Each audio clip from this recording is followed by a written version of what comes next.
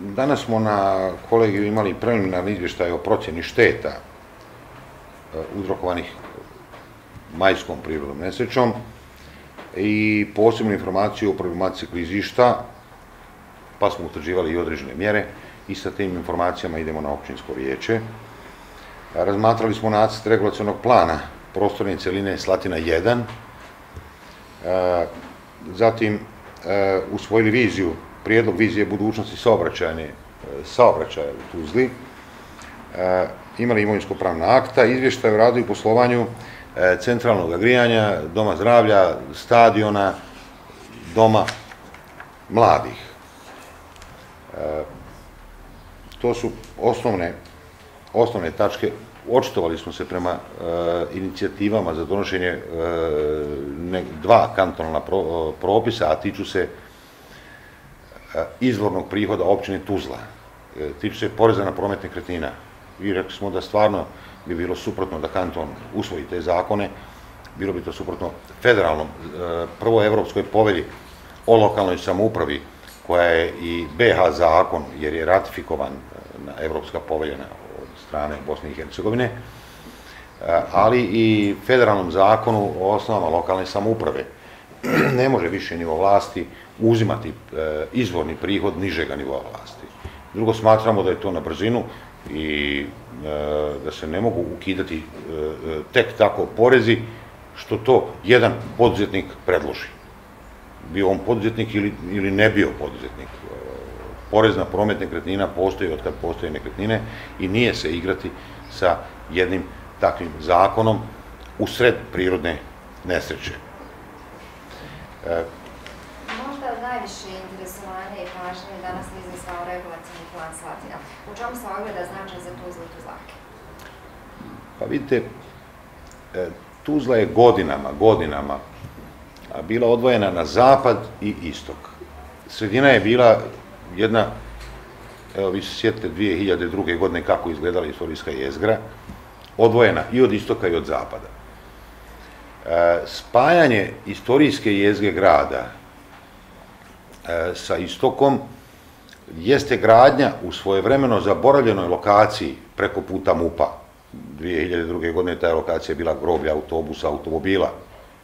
Gradnjom Krivoga tornja, Merkatora, Robotavaz centra, zgrade koju popularno Tuzlaci zovu Pegla ili Titanik i tako dalje, je napunila tu zaboravljenu lokaciju i dovoljan broj ljudi sada gravitira istorijskoj jezgri.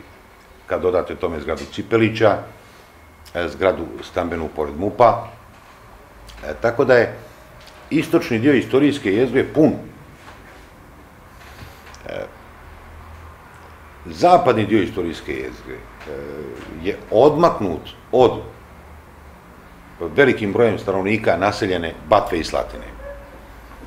Dakle, ako idemo od zapada, Batva pa Slatina, dolazimo do obdaništa, ona dva visoka nebodera, 6. Bosanskom do one sive zgrade koje su napravljene 60. godina, i onda imamo jedan prekid sa dosta praznih prostora i sa dosta malih kuća koji zauzimaju veliki prostor, mala prizemna kuća i tako dalje. Ovaj regulacioni plan predvidio je gradnju velikih objekata tu, sve do skvera, gdje bi bilo skoro 2000 novih stanovnika, uz postojeće stanovnike. I tada bismo tu zaboravljenu lokaciju aktivirali. To je i prilika za sadašnje stanovnike tog prostora. To je onaj trokut koji biste napravili ako krenete od skvera 6. Bosanskog do sivih zgrada i Rudarskom isto tako. Dobili biste taj trokut. Sadašnji stanari mogu tamo u toj istoj kući stanovati 100 godina. Ali ako požele da nekom budućem zainteresiranom investitoru za lokaciju, za gradnju većeg objekta, prodaju svoj objekat i bolje riješe svoj problem i stanovanja i svoj ekonomski problem, onda će za to imati priliku. A istovremeno koristi i gradu u namjeri da spoji svoj istok i zapad, a putem istorijske jezgre. Vi ste zapazili te zahvate Tuzla se prostorno dugo kretala kao da postoji samo jedna strana svijeta. Niste imali, bio je prekid na istorijskoj jezgri, imali ste tamo od Gradine močvaru, imali ste divlje deponije od Ilinčice, kakav je bio Solni trg, pa divlja deponija na mjestu današnjeg Merkatora i tako dalje. Grad je dakle bio prekinut. Mi smo uspjeli da riješimo taj sjever i jug, uspjeli da riješimo istočni dio istorijske jezgre grada, uz neka preskočena mjesta, kao što je Kino centar, jer su tu problem imovinsko-pravni odnos. I ovaj regulacioni plan je dobra prilika, jer to su dobre lokacije sa dobrom infrastrukturom, ima osnovna škola koja bi se tada napunila, jer je panika, smanjuje se broj učenika u osnovnoj školi Pazar, obdanište koje je dovoljno komforno, a može i da se nadzida, imaju odgovarajući trgovinski objekti, imaju i srednje škole i fakulteti, jedna zaista atraktivna lokacija, dobra lokacija, koja ima sve ono što ima jedna moderna gradska četvrt, a ima i istorijsku jezgru, naše kulturno-istorijsku jezgru. Regulacioni plan prostorne cjeline Slatina 1 predstavlja obuhvata prostornu cjelinu koja se nalazi na istočnom dijelu postojećeg naselja Slatina, odnosno od lokaliteta Skver do realiziranog naselja Slatina. Granice obuhvata čine ulica Džafer Mahala na južnoj strani, te ulica Šesta Bosanska sa sjeverne strane, lokalitet Skver na istoku i realizirano naselje na zapadnoj strani. Ovim regulacionim planom analizirani su i procesi slijeganja, naravno, jer je prostorna cjelina Slatina znatno obuhvaćena ovim procesom. Izvršena je kategorizacija prema stepenu ugroženosti objekata, tako da kompletna, naravno, realizacija ovog plana zavisi od monitoringa koji je započet u općini Tuzla. Projekcijom izgradnje ove prostorne cjeline dati su zamjenski objekti za objekte koji su predviđeni za uklanjanje. Osnovne smjernice koje su uticale na izradu ovakve koncepcije jeste planirano proširenje sjeverne gradske saobraćajnice koja samo na lokalitetu između postojećeg skvera i Doma zdravlja ide u 3 trake, dok je u čitavom ostalom gradskom dijelu rađeno sa 4 trake. Samo to opredjeljenje za proširenje sjeverne gradske saobraćajnice uklanja, znači samim tim proširenjem se uklanjaju objekti na sjevernoj strani i ovim regulacionim planom dati su zamjenski objekti za sve planirane postojeće objekte u obuhvat ove prostorne cjeline. Još bih htjela naglasiti da je taj dio grada u potpunosti zanemaren i neurbaniziran. Evidentni su značajni problemi sa rješavanjem saobraćaja u mirovanju, tako da je ovim regulacionim planom dato jedno kvalitetno saobraćajno rješenje izgradnjom podzemnih etaža koje bi služilo u svrhu parkiranja, kao i izgradnjom objekta garaže. Međutim, naravno, realizacija svih ovih objekata, to moram napomenuti, zavisi od interesa vlasnika. Dakle, regulacioni plan naravno planira izgradnju u skladu sa zakonskim propisima i daje zakonski okvir za izgradnju u onom momentu kad investitori za to budu zainteresirani i kad se stvore naravno geološki uslovi kao preduvjet za bilo kakvu izgradnju na ovom području. Novi stambeni i poslovni kvadrati, ali i veći broj stanovnika na ovom lokalitetu. Da, projekcijom ovog regulacionog plana predviđa se povećanje bruto građevinske površine od 5 do 6 puta, znači samim tim i povećanje broja stanovnika za nekih 300% otprilike bi došlo do nekog povećanja broja stanovnika na 2500 u ovoj prostornoj cjelini. Međutim, prostorna cjelina Slatina sa svojim društvenom infrastrukturom, objektom osnovne škole Džemal Manđić, objektom obdaništa na kojem je svakako planirano proširenje kapaciteta nadogradnjom i blizina objekta Doma zdravlja u potpunosti rješava taj problem. Danas na sjednici kolegija općinskog načelnika prezentirana je odluka o usvajanju vizije budućnosti saobraćajnog prostornog razvoja općine Tuzla u skladu sa saobraćajno prostornim konceptom općine Tuzla. Naime, ovoj odluci prethodile su niz aktivnosti u proteklom periodu gdje su općina Tuzla putem službe za komunalne poslove, službe za prostorno uređenje i zaštitu okoline, Zavoda za urbanizam i našeg javnog komunalnog preduzeća saobraćaja i komunikacije uz saradnju sa nevladinim sektorom, odnosno udruženjem Centar za ekologiju i energiju, dobili priliku da radimo na jednom ovakvom materijalu sa renomiranom firmom iz Švicarske. Ova firma je u skladu sa svojim mogućnostima i praksom da finansiraju izradu ovakvih studija u gradovima svijeta. Evo, mi smo dobili priliku kao općina Tuzla. Ta firma je inače učestvuje na svim, to je projektantska firma koja učestvuje na izradi saobraćajnih studija na cijelom svijetu i evo, mi smo dobili tu priliku da pomognu nama u realizaciji i viziji budućnosti kad je pitanju saobraćaj. U nekom periodu mi smo do sad pripremili saobraćajni prostorni koncept koji je na neki način osnova gdje smo ga izanalizirali. Iz 3 ponuđena koncepta prihvatili smo jedan koji sada ide dalje u dalju razradu, a trebamo podršku općinskog vijeća da je to, da praktično možemo nastaviti sa saradnjom i naredni period iskoristit ćemo da uradimo u cijelosti znači vizija budućnosti saobraćajnog prostornog razvoja općine Tuzla sa aspekta i kolskog saobraćaja i pješačkog i bicikličkog, a isto tako i saobraćaja u mirovanju. Ovdje za naredni period općina Tuzla treba da se odredi kako riješiti pitanje saobraćaja, znači po svim segmentima, s obzirom da konfiguraciju općine Tuzla, prostorne mogućnosti, mi smo se odredili za koncept jakih osa, gdje je dominantnu ulogu ima razvoj javnog gradskog prevoza, koji u svakom slučaju doprinosi smanjenje korištenja automobila i smanjenje aerozagađenja. Drugi dio, značajan segment u ovom drugom konceptu je izgradnja biciklističkih staza, pješačkih biciklističkih staza, gdje bi pojedina naselja povezivali sa ovakvim dugim trasama i da jedno je da popularišemo ovu vrstu prevoza, a naravno prethodno toga moramo imati te biciklističke i pješačke staze. Treći vid je da se proširuju zone, pješačke zone gdje bi dominirali naravno pješaci bez automobila.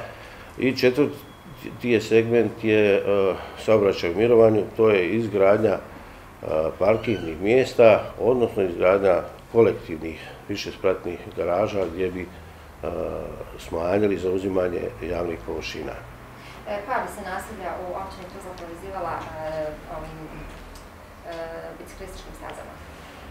Pa trenutno mi imamo već dijelove projekte dokumentacije, znači to smo uzeli od mjesne zajednice Slavinovići do mjesne zajednice Kreka, to imamo koncept gdje trenutno imamo 2 dionice projektnu dokumentaciju i shodno sredstvima budžeta općine Tuzla i eventualno sredstvima iz međunarodnih fondova mi ćemo jednu po jednu dionicu realizirati. Ono što smo zapazili prostorne mogućnosti dopuštaju da se poveže i proširi to prema mjesnoj zajednici Simin-Han, odnosno isto tako i prema mjesnoj zajednici Bukinje, eventualno Lipnica. Sve je ovo još u fazi razrade. Mi znanje i iskustvo ove zaista renomirane firme ćemo potpunosti iskoristiti, mi ćemo biti apsolutno na usluzi da damo sve podatke, a da od njih dobijemo najkvalitetnije rješenje za našu općinu. Oni rade u skladu sa dosadašnjom praksom u Evropskoj uniji, sa standardima, gdje se favorizira maksimalno javni prevoz, korištenje bicikla, pješačkih zona, tako da sve ide u prilog smanjenju aerozagađenja i boljem funkcionisanju grada u budućnosti. Ja sam Sead Smajlović, predsjednik Općinske komisije za procjenu šteta. Danas ću vam iznijeti preliminarni izvještaj o procjeni štete nastale od prirodne nesreće zbog poplava i klizanja zemljišta, slijeganja od 4.5.2014. godine. Prema najnovijim podacima, ukupna preliminarna šteta na području općine Tuzla iznosi 405.429.833 konvertibilne marke. Od toga na građevinske objekte otpada 17.530.685 konvertibilnih maraka. Šteta na objektima, opremi i proizvodima kod pravnih lica 76.838.900 konvertibilnih maraka. Štete na poljoprivrednom zemljištu i zasadima 5.348.402 konvertibilne marke. Šteta na komunalnoj infrastrukturi, putevi, mostovi, propusti 2.221.846 konvertibilnih maraka. Projektovanje i sanacija padina zahvaćenih klizištem 303.490.000 konvertibilnih maraka.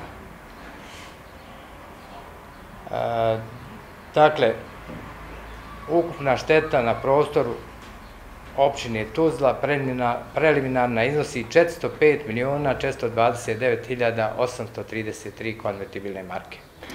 Evo, nakon stvarno velikih padavina koji se dogodile u mjesecu aprilu i maju, našto u ova 3-4 dana od 12. do 15. maja, kada je palo oko 250 litara po metru kvadratnom, to su padavine koje se očekuju svakih 120 godina. Došlo je do značajnog intenziviranja klizišta na području općine Tuzla. Trenutno sa današnjim danom, znači, prijavljeno je 1958 klizišta. Od 40 mjesnih zajednica u 37 mjesnih zajednica imamo prijave klizišta. Najveći broj klizišta imamo u mjesnoj zajednici Centar 114, zatim Simin-Han 103, Lipnica 83 klizišta, Slavnovići 65 klizišta i tako dalje, da ne nabrajam sve redom. A najmanji broj prijavljenih klizišta bilo je u nekoliko mjesnih zajednica, to je mjesna zajednica Buknje, Slatina i Ljubače po jedno klizište, zatim mjesna zajednica Medan 2 klizišta, Kiseljak i Senjak po 3 klizišta, Husino 16 klizišta i tako dalje. Zbog ovako velikog broja aktiviranih klizišta i nakon proglašenja stanja prirodne nesreće, formirano je 12 stručnih timova koji su pokrivali teritorijalno, znači 12 područja, a cilj takve organizacije je bio da se kompletno područje općine Tuzla tretira na pravilan i ravnomjeran način, znači da bi bile istovremeno obuhvaćene sve lokacije na području općine Tuzla, i mi smo na osnovu tog angažovanja i utvrdili osnovne zadatke i smjernice koji su timovi radili na terenu, a timovi su formirani od stručnih lica, geologa, građevinaca i pratećih operativaca iz štaba civilne zaštite i ostali općinskih službi, tako da smo izvršili obilazak tih terena, utvrdili kojim dijelovima, kojim objektima je opasno za boravljenje kao posljedica klizanja, i dali smo neke interventne mjere i prijedloge u tom trenutku, znači otkopavanje drenažnih sistema, crpljenje bunara i tako dalje. Ovdje trebam naglasiti da prema broju prijavljenih klizišta područje općine Tuzla je, nažalost, najugroženije područje u Bosni i Hercegovini, tako u užem i širem regionu. Evo, mi zvančno imamo i podatak da je ovo jedini grad u Europi koji za ovako vrlo kratko vrijeme ima ovoliki broj aktiviranih klizišta. To nam ukazuje koje smo svim problemima bili izloženi. Također, ova klizišta su, po prvi put imamo pojavu ovakvog velikog broja blatnih klizišta koji su se pojavili u zonama, urbanim zonama, znači gdje imamo gusto naseljena područja, što je posebno problematiku bilo. I na osnovu naših geoloških analiza utvrđeno je da je oko 4000 objekata na području općine Tuzla ugroženo procesom klizanja. Mi smo nakon ovih provedenih prvih analiza, zbog složenosti klizanja kao i zbog stepena ugroženosti objekata na nekim područjima izdvojile najteža područja općine Tuzla, gdje smo veliki dio snaga prebacili u intervencijama, to su Badre 1, 2 i 3, Donja Obodnica, Crno Blato, Košno i Pločnik, Orašje, Par Selo, Tušan, Ivanović, šire naselje Borić, zatim dijelovi Grabovice i istočni dio općine, to je područje Požarnice. Pored provedenih mjera, mi smo na ovom području uspjeli da ova sva teška klizišta držimo pod tehničkom kontrolom, znači završena određene aktivnosti. Sada normalno slijede dalje aktivnosti koje nalažu pravila struke, to su odgovarajuća izrada projektne dokumentacije, znači tu idu geološka istraživanja i provođenje sanacionih mjera. Pored ovih problema sa naseljima i stambenim objektima, mi imali smo problema i pojave klizišta u mezarima i grobima, gdje je posebna problematika bila zbog nepristupačnosti rada mašina na tim područjima, ali uspjeli smo odgovarajućim mjerama na 8 mezara i 5 grobalja da ustabilimo te dijelove terena i završimo određene aktivnosti na tom području. Toliko.